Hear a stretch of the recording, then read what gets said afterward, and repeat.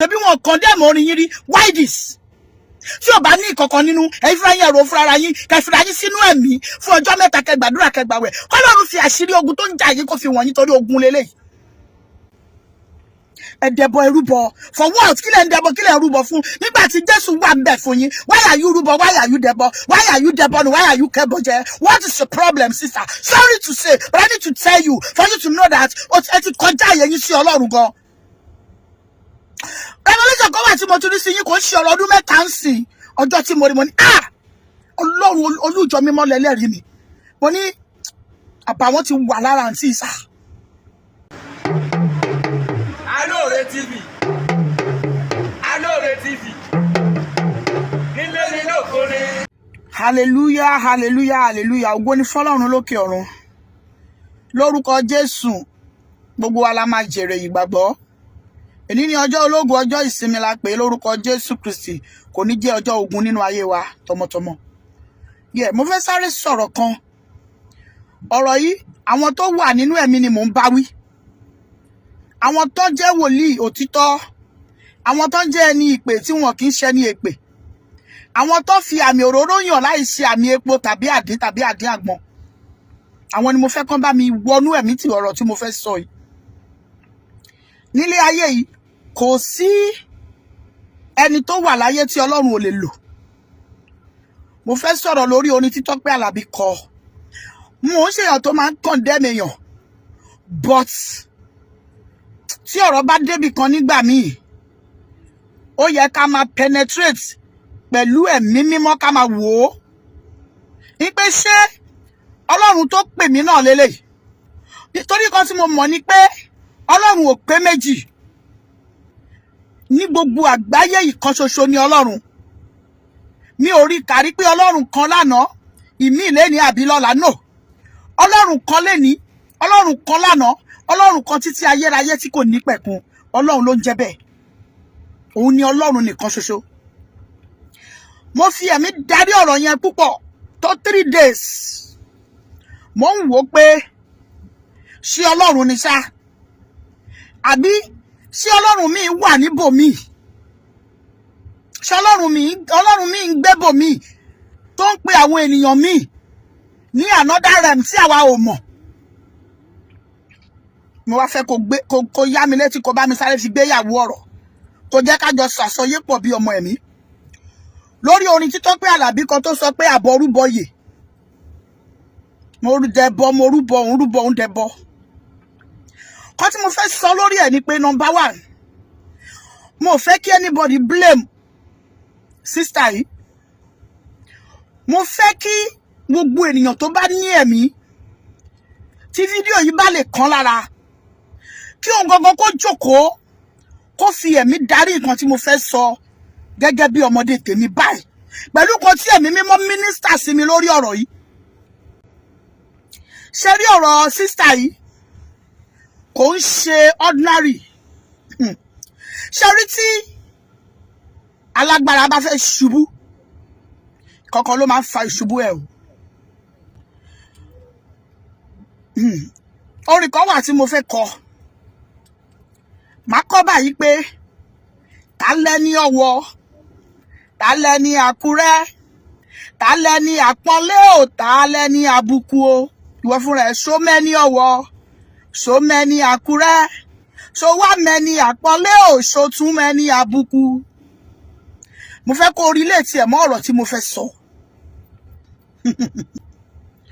Ẹ̀mí mímọ́ sọ fún mi wípé lórí ọ̀rọ̀ T'ọpẹ Àlàbí, ọ̀tọ̀ ní ìpè tá pè ní tẹ́lẹ̀tẹ́lẹ̀. Ọ̀tọ̀ ní ìpè tí ènìyàn pera ẹ̀. Ṣé ń gbọ́ mi? Then ọ̀tọ̀ ní ìpè nígbà tá pè ènìyàn. Ọ̀tọ̀ ní nǹkan tí ènìyàn dáwọ́lé nígbà tá pè tán. Bẹ́ẹ̀ ni mo sọ fún ẹ. Ìpè kọ́ ni ẹ̀bùn o. That is 2 different things. Ọ̀tọ̀ ní ìpè, ọ̀tọ̀ ní ẹ̀bùn. Bẹ́ẹ̀ ni mo sọ. Ṣùgbọ́n nígbà míì, ẹ̀bùn máa ń wọnú ìpè tó jẹ́ pé ó dẹ̀ máa ń fọhùn jáde.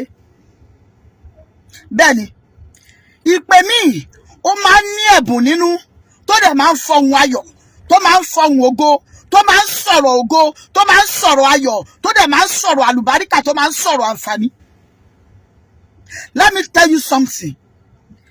Tí alágbára bá ti fẹ́ ṣubú, alágbára tó bá ní àṣírí tó bá fẹ́ ṣubú, àkọ́kọ́ máa misbehave nípa ìwà, nípa ìṣe, nípa ìrìn, especially nípa ọ̀rọ̀. Bẹ́ẹ̀ ni mo sọ fún ẹ, nípa ọ̀rọ̀ sísọ alágbára máa ń ṣubú gan, torí pé ọ̀rọ̀ ò ṣe é reverse. O lè kọ nǹkan bí mo ṣe máa fi báírò kọ báyìí, tí ò bá correct wá parẹ́, ṣùgbọ́n tó bá ti sọ̀rọ̀ jáde lẹ́nu, ọ̀rọ̀ ò ṣe é parẹ́. Mommy and daddy, pastors, evangelists, prophets, prophetess, ẹ̀yin òṣìṣẹ́ Olúwa pátápátá, mo fẹ́ ká lọ kíyè sára, ká fi eléyìí ṣàríkọ́gbọ́n. Then ẹni tó wá dé bá báyìí, orí ọ̀fẹ́ sì wà láti ṣàtúnṣe kó padà sí ọ̀dọ̀ adẹ́dá àti aṣẹ̀dá. Àwọn tí wọ́n rí ọjọ́ iwájú, tí wọ́n rí èní, tí wọ́n rí ọ̀la.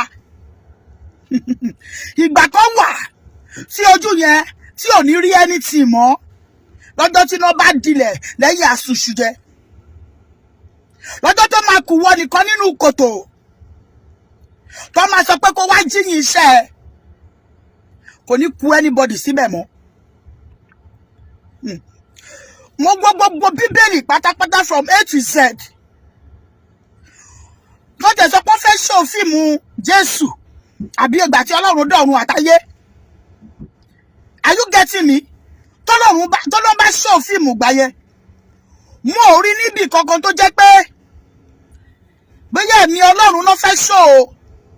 Ẹni tó wá appear as bóyá Holy Spirit yẹn kó wá lo ṣàkì tàbí ìgbàdí náà ń pè, ẹ má bínú ẹ̀yin tẹ́ ní omi ò condemn ẹ̀, but ẹ jẹ́ ká ṣe bó ṣe yẹ kó ṣe.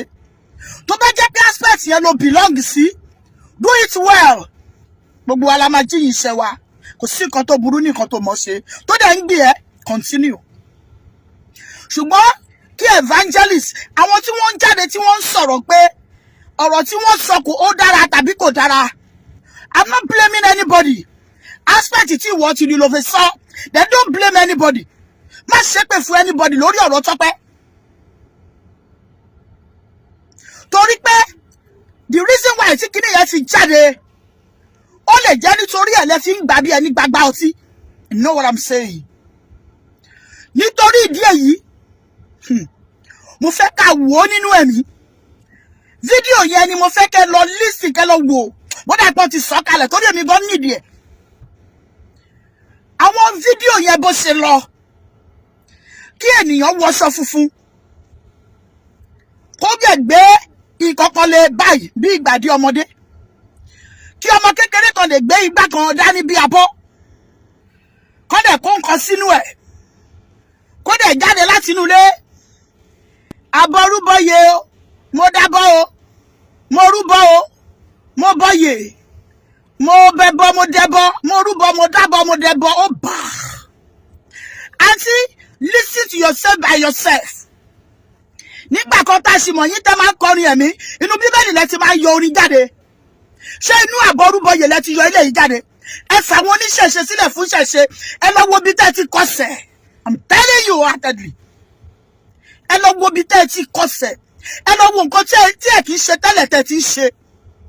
Bẹ́ẹ̀ ni mo sọ fún yín. Ẹ rántí májẹ̀mú bóyá láàrin ẹ̀yin àti Ọlọ́run. Ọlọ́run fún yín lẹ́bùn lóòótọ́ o. Ẹ lè má jẹ́ evangelist. But no matter what, ó ti máa ní ọjọ́ kan ọjọ́ kan pẹ̀lú ẹ̀bùn orin tẹ́ ń kọ yẹn, tọ́lọ́run máa ti fi ara wọn yín rí. Kò sí bó ṣe lè wù kó rí. Then inspiration tẹ́ fi ń kọrin nígbà yẹn. Àwọn ohun tó máa ń jáde. Ṣé Àbọrú bọyè wà ń bẹ̀ nígbà tí Ọlọ́run fún yín ní ẹ̀bùn ni? Ṣé ẹ ti dábọ̀, ẹ ti dáyè, ẹ ti rúbọ, ẹ ti ṣẹbọ nígbà tí Ọlọ́run fún yín ní ẹ̀bùn tó ń gbọ́ yín ni? I want you to go and watch yourself. Ẹ lọ gbé ara yín mù nínú ẹ̀jẹ̀ ọ̀dọ́ àgùntàn. Ó sì ń dá báyìí o because you are still alive. Ẹ má tìjú ayé kẹ́ pàdánù ìjọba ọ̀run. Don't hide under a finger torí kò lè pay yín. tí àwọn ènìyàn tó support lọ social media lẹ́yìn wọn ní bá yín débi ìtẹ́ ìdájọ́ o. And it's going to be a very shameful thing kí àwọn ènìyàn kó máa rí ní ìràpadà nínú orin tẹ́ ń kọ ẹ̀yin tẹ́ kọ́ gan kí orin yẹn kó má ní impact nínú ayé yín gẹ́gẹ́ bí evangelist ẹ pera yín. Ẹ lọ wo bí tẹ́ ti kọsẹ̀ kò sí nínú bẹ́ẹ̀lì pé gbogbo kọ́ tẹ́ di bí costume tẹ́ fi ṣiṣẹ́ yẹn mo rí kárí o. Àwọn tó ń ṣẹbọ lọ́jọ́ kìíní àná nígbà tí Jésù dé kò sáà lè rí ìrúbọ àti ẹbọ mọ́. Ẹ̀jẹ̀ Jésù Kristi ó pa gbogbo ètùtù rẹ̀, ó pa gbogbo ẹbọ rẹ̀. Ṣebí Ọlọ́run ló sọ wípé ẹ̀jẹ̀ Jésù nìkan ló lè fúnni láyọ̀. Bẹ́ẹ̀ ni ẹ̀jẹ̀ yẹn ò lè lékú lọ. Ibi tẹ́ ń tẹ̀ sí yẹn ẹ ti ń go far. Come back to God, dear sister. Nítorí pé mo nífẹ̀ẹ́ yín mo fi ń sọ. Ẹ lọ wo gbogbo fídíò mi mo kì í dá sọ̀rọ̀ lọ́rọ̀. Mo ní sọ fún ẹjọ́ ọ̀rọ̀ ìràwọ̀ bó ṣe lè ṣògo àti àdúrà tí mo máa ń gbà. Bẹ́ẹ̀ ni mo sọ fún yín. Mo rúbọ mo dẹbọ nínú Bíbélì. Olórin ẹ̀mí. Ibùgọ́ kérúbù pẹ̀lú sẹ́ráfù àti celestial tá à ń ṣe ètò prayer tá à ń ṣe spiritual tá à ń fẹ̀yìn nura tá à ń fọdànù tá à ń ṣiṣẹ́ ìṣẹ́gun iṣẹ́ ìbùkún mo rí nísẹ̀lẹ̀ pé wọ́n rúbọ rí 20 years in celestial mo lọ síbi tó ti rúbọ tó ti dẹbọ rí. Even if some people are doing it nípa tí wọ́n ń gbé sórí social media ẹ ti go far. Ẹ dẹbọ ẹ rúbọ for what? Kí lẹ ń dẹbọ kí lẹ ń rúbọ fún nígbà tí Jésù wà ń bẹ̀ fún yín? Why are you rúbọ? Why are you dẹbọ? Why are you dẹbọ? Why are you kẹbọjẹ? What is the problem, sister? Sorry to say, but I need to tell you for you to know that ẹ ti kọjá àyè yín sí Ọlọ́run gan. Revelation kan wà tí mo tún rí sí yín kò ń ṣe ọ̀rọ̀ ọdún mẹ́ta ń sìn ọjọ́ tí mo rí mo ní Ọlọ́run olújọ mímọ́ lẹ́lẹ́rìí mi. Mo ní àbàwọ́n ti wà lára àǹtí ìsà. Ẹ lọ ṣe kí ni? Ẹ lọ padà sí ọ̀dọ̀ Ọlọ́run. Ẹ má jẹ́ káyé tì yín pa. Ẹ ní láti bí anybody làjẹ̀bọ̀ ẹ lọ bá Ọlọ́run lájà. Tó bá níbi tẹ́ ti ṣe ẹ lọ make amendment kẹ́ tètè padà kó tó pẹ́. Ṣé rí tí àṣírí aláṣírí tó bá fún ènìyàn ní àṣírí yàtọ̀ sí àṣírí Ọlọ́run Ọlọ́run nìkan ló ní àṣírí. Wọ́n tí àṣírí aláṣírí bá ti fẹ́ máa tú ó máa misbehave. Èmi mo sọ bẹ́ẹ̀ fún yín. Bẹ́ẹ̀ ni mo sọ. As an evangelist, ṣé tí èèyàn kan bá wà kọ́kọ́ wá wò pé ní church or àwọn ọmọ tó bá yín gbérí yẹn kíkan jí láàárọ̀ kùtùkùtù kó tó fẹ́ kí yín pé àti ẹ káàárọ̀ o mo rúbọ o mo dẹbọ o àbọrúbọ yìí àǹtí o ṣó máa sound dáadáa létí yín ni ọmọ iṣẹ́ yín kọ̀ọ̀kan jí láàárọ̀ kùtùkùtù àǹtí àbọrúbọ yìí o àbọyè bọ́ ṣiṣẹ́ o mo dẹbọ o mo rúbọ o àǹtí why eléyìí ti kúrò ní ọ̀rọ̀ Ọlọ́run ẹ má jẹ́ ká fi ọ̀rọ̀ sábẹ́ àwọn sọ. Àwọn tó ń support yóò dà pé wọn ò rí fídíò yẹn tó bá pé wọ́n rí fídíò yẹn ni wọ́n á ní mínì wọ́n á rí mínì sí nǹkan tí àwọn ènìyàn ń sọ pé kò yẹ kó rí bẹ́ẹ̀ kò yẹ kó rí bẹ́ẹ̀ mà. Ẹ lọ tọ̀ Ọlọ́run lẹ́yìn. Ṣebí sísà kankan nìkan gbà kan ó sọ pé onídùúró mi ẹ ṣe ìgbà mo ti ń fura sí yan Ọlọ́run dáríjì mi. Nígbà tí ènìyàn kọ ni pé onídùúró mi ẹ ṣe tẹ condemn orin yẹn pé orin tó kọ yẹn kò ń ṣe bẹ́ẹ̀ ló yẹ kó ṣe lọ ẹ dẹ̀ sọ bó ṣe yẹ kó ṣe lọ ẹ kọ́ fún wa. Ṣé nínú onídùúró mi àti àbọrúbọyè mo dẹbọ mo rúbọ èwo ni ó wà òkè nínú méjèèjì jù? Ẹ̀yin fúnra yín ẹjọ́ ìjà ara yín ní that aspect. Saheed Balógun ṣe fíìmù kan mo wo fíìmù yẹn nígbà yẹn wọ́n ṣe pásítọ̀ nínú ẹ̀ bọ́ yẹn ṣe pásítọ̀ yẹn so Ọlọ́run tètè wá dá wọn lóhùn tó bá ní pé lóòótọ́ lè má blow lọ́jọ́ kan calm down. Ọ̀rọ̀ yìí ti ń já sí ìpele mẹ́ta sísà nínú fíìmù yẹn bí mo ṣe ń sọ lọ ó ti pé wọn ò tètè wá fọhùn wọn wá gbára lọ síbòmíì wọ́n fún wọn lágbára lóòótọ́ èrò pọ̀ ní chọ́ọ̀chì ṣùgbọ́n ẹ̀jẹ̀ tí wọ́n máa gbà bí tó ti wọ rúbọ ni pé egúngún gbúdọ̀ wá súre nínú church egúngún bọ̀ wá súre nínú church. Wọ́n dẹ̀ sọ pé ó ní option tó ní nìyẹn or else ó máa kàn dín nínú yọ̀ ó dẹ̀ gbà kégúngún wá súre ṣùgbọ́n ìgbẹ̀yìn ẹ̀ ń kọ́ ó padà jẹ̀bi ìpè yẹn ni àní jẹ̀bi ìpè ibẹ̀ ni mo ti rò ó wípé ìzí ṣó wà òkè kẹ́nìyàn ní pé kó máa wá nǹkan kan mọ́. You can do anything in your house. O lè ṣe anything nínú ilé yẹn tó bá ṣe dábọ̀ orúbọ nínú ilé yẹn tó bá ṣe àbọrúbọ yẹ it's left for you. Ṣùgbọ́n má gbé wá má convince àwọn tó ń jẹ́ Kristẹni má forí àgbẹ̀ méjì mímu nínú kòtò má forí àwọn tó ń ṣe tí wọ́n jẹ́jẹ́ wọn má torí wọn pọ̀ mọ́ ti Kristẹni tó ń kálukú mọ̀ kan tó ń sì tó gbé dání. Ṣé rí ilé ayé yìí kọ́lọ́ má jẹ́ ká parun kọ́lọ́ má jẹ́ kí alágbára kó sọ̀rọ̀ bí ọ̀lẹ ẹni láti change my dear sister mo bá yín sọ ni gẹ́gẹ́ bí ọmọ ẹ̀mí. Even more people tó pera wọn ní òṣèlú àtọ́ ni wọ́n ní church wọ́n ní gbogbo ẹ̀ wọ́n lè máa dàbọ̀ wọ́n máa rúbọ mi ìmọ̀. Ṣùgbọ́n nǹkan tí mo mọ̀ ni wípé kò sí kankan nínú wọn tó wá gbé sórí social media tó bá ti bẹ̀rẹ̀ sí pera ẹ̀ ní pastor kò ní fẹ́ kọ́mọ̀ ipò òun dàbọ̀ òun rúbọ. Tó bá tiẹ̀ wá rú tó bá ń bọ́ ó wà nínú ilé ẹ̀ àti òun àti ẹlẹ́dàá ẹ̀ àwọn tó ń rúbọ tó ń dàbọ̀ wọ́n mọ̀ nǹkan tó ń ṣe Ọlọ́run pè wọ́n sí ìṣẹ̀ṣe ni ẹlúwà tó pé ìṣẹ̀ṣe gan lọ́lọ́run pè é sí but nígbà tí Ọlọ́run máa ṣe ìràpadà fún ó dẹ̀ di òṣìṣẹ́ Olúwa. Are you getting me? Ó dẹ̀ gba Jésù lólúwa tó lùgbàlà ó dẹ̀ da ìṣẹ̀ṣe nù ó dẹ̀ ń tọ Ọlọ́run lẹ́yìn kò dẹ̀ fi Ọlọ́run mìíràn kún Ọlọ́run láti ìgbà yẹn torí pé ó mọ̀ wípé a ti rà òun padà nínú ẹ̀jẹ̀ ọ̀dọ́ àgùntàn pé kò dáa kó òun padà síbi èébì òun mọ́ forever. Ẹ̀yin tẹ́ wá bẹ̀rẹ̀ látọ̀dọ̀ Ọlọ́run ṣe fẹ́ parí ẹ̀ sọ́dọ̀ ẹ̀bọ ni ọ̀dọ̀ Sátánì ni. Tẹ́ bá ru nínú ilé yín ó kù ẹ̀yin àti Ọlọ́run bẹ́ẹ̀ tí confuse àwọn ènìyàn àwọn tí wọ́n ń tẹ̀lé yẹn tí confuse wọn. Yes tí ènìyàn bá nípè my dear sister inspiration Ọlọ́run lẹ máa follow láti fi kọrin. Tẹ́ bá ní ìpè tí ó ṣe pé ẹ̀bùn lásán lẹ ní inspiration Ọlọ́run òun lẹ máa tẹ̀lé láti sọ wípé inspiration Ọlọ́run lélẹ́yìí o ìgbà tẹ́ ti ń gbé jáde ó dùn létí àwọn ènìyàn. Ṣebí wọn condemn orin yín rí why this tí ò bá ní ìkọ̀kan nínú ẹ̀yin fúnra yín ẹ̀rọ fúnra yín kẹfìrà yín sínú ẹ̀mí fún ọjọ́ mẹ́ta kẹgbàdúrà kẹgbàwẹ̀ Ọlọ́run fi àṣírí ogun tó ń jà yín kó fi wọ̀nyí torí ogun lélẹ́yìí. Bẹ́ẹ̀ ni mo sọ inspiration lè máa follow kò ń ṣe follower if you are truly a minister of God. Yes if you are truly minister of God tí a fi àmì oróyàn tó dẹ̀ ní ìpè tí ìpè ẹ̀ dẹ̀ dájú ẹ̀ ní follow anything ju pé kí ni Ọlọ́run ní fún mi ẹ̀mí mímọ́ kí ló fẹ́ kí n kọ I'm very sure pé ẹ mọ̀ lè sọ pé kẹ́ kọrin kó sọ fún yín pé kẹ́ lọ dẹbọ kẹ́ lọ rúbọ ní kẹ́ kọ kẹ́ gbé ṣàkì sápá kẹ́ gbé ìbàdí sápá kẹ́ wá gbé ọmọ kékeré kan kó gbé igbá abọ́ sórí kó wá sọ wípé ò gbábọ́ sílẹ̀ ẹ wá jáde nínú ilé awo ẹ rúbọ o ẹ dọ̀yè àbọyè bọ ṣíṣe o àbá ó ti pọ̀ jù. Any planet tẹ́ bá sì wá mo fẹ́ kẹ́ lọ ṣàtúnṣe àsìkò sì wà láti tún ọmọlúwàbí ẹ̀ ṣe dear sister. If you belong to any under àṣírí bẹ́ẹ̀ ni tó bá jẹ́ pé nínú àṣírí kan ló ti operate ní ọjọ́ tí aláṣírí bá fẹ́ gbàgbára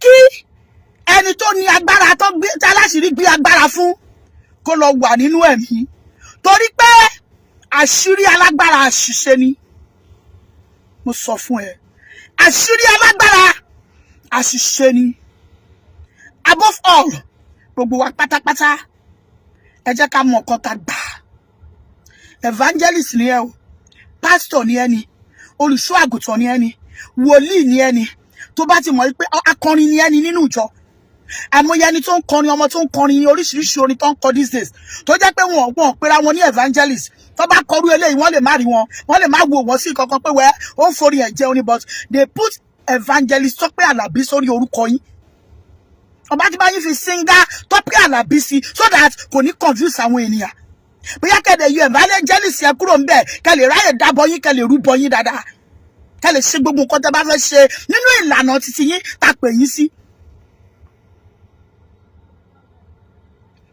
Ẹ wà nínú ẹ̀mí mà ẹ jọ̀ọ́ ẹ jẹ́ kí Ọlọ́run kó bá yín sọ̀rọ̀ kẹ́ sùn orin mẹ́ta bí mélòó náà lọ́mọlúwàbí máa ń sùn kẹ́ sùn kẹ́ gbọ́ ọ̀rọ̀ Ọlọ́run kẹ́ jẹ́ kí Ọlọ́run gbilẹ̀ nínú yín kẹ́ lọ ṣàtúnṣe kẹ́ sùn kẹ́ sunkún kẹ́ bẹ Ẹlẹ́dàá yín nítorí pé kò ṣe torí èni o torí ọ̀la ni tógun bá jẹ lọ wọ́n máa jẹ̀bọ̀.